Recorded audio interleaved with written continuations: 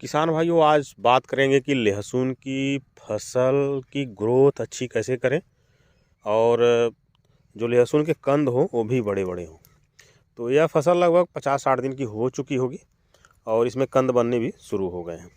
और यही वह समय होता है कि जब एक अच्छा खासा न्यूट्रिएंट्स यदि फसल को आप दे देते हैं तो उसका बहुत अच्छा बेनिफिट मिलता है।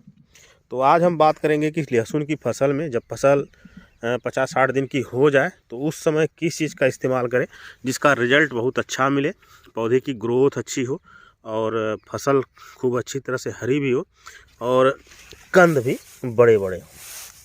अब देखिए, कंद बनने शुरू हो गए हैं और ऐसे स्टेज में हमें क्या चीज़ देनी है इसी के बारे में बात करेंगे।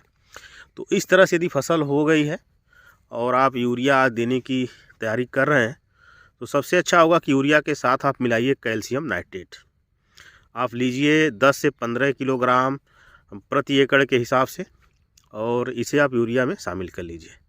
और यदि आप कैल्शियम नाइट्रेट ले रहे हैं तो यूरिया की जो डोज है उसमें कम से कम 20 से 25% की कटौती कर दीजिए, क्योंकि कैल्शियम नाइट्रेट में भी नाइट्रोजन होता है और नाइट्रेट फॉर्म में होता है और फसल को बहुत अच्छी तरह से तत्काल मिलना शुरू हो जाता है। तो यूरिया में आप कटौती कर लीजिए। और चूँकि ये ठंड की फसल होती है इसलिए ठंड ज़्यादा पड़ती है तो इसके साथ आप सल्फ़र ज़रूर शामिल करिए। सल्फ़र देने से क्या होगा कि फसल निरोगी रहेगी और पत्तियाँ भी हरी रहेंगी और प्रतिरोधक क्षमता पौधे में बढ़ेगी और सल्फ़र बहुत ज़्यादा जो है फसल को लाभ पहुंचाएगा। तो सल्फ़र ज़रूर दीजिए। और जिंक आप इसके साथ इस्तेमाल नहीं कर सकते हैं। जिंक यदि ले रहे हैं कैल्शियम नाइट्रेट के साथ तो आप लीजिए चिलेटेड फॉर्म में 100 ग्राम प्रति एकड़ के हिसाब से।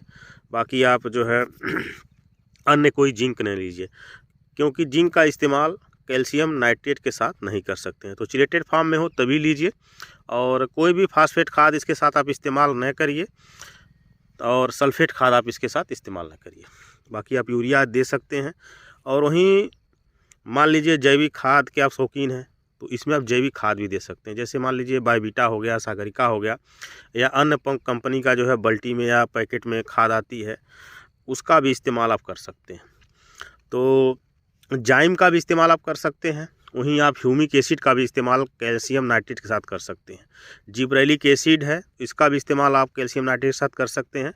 तो इस तरह से यदि आपकी लहसुन की फसल हो गई हो और आप चाहते हैं कि बहुत अच्छी फसल हो, कंद बड़े बड़े हों, तो आप इसमें कैल्शियम नाइट्रेट, बायोवीटा या सागरिका या किसी अन्य कंपनी का जाइम, यूरिया, सल्फ़र आदि मिला करके इस समय फसल को ज़रूर दीजिए। और इस समय यदि आप इतना डोज दे देते हैं तो इसका रिजल्ट आपको बहुत अच्छा देखने को मिलेगा। कंद बड़े होंगे, फसल हरी होगी और इसका रिजल्ट आपको बहुत अच्छा देखने को मिलेगा। तो यही कुछ जानकारी थी लहसुन की फसल के बारे में। तो किसान भाइयों, जानकारी कैसी लगी कमेंट में ज़रूर बताएं।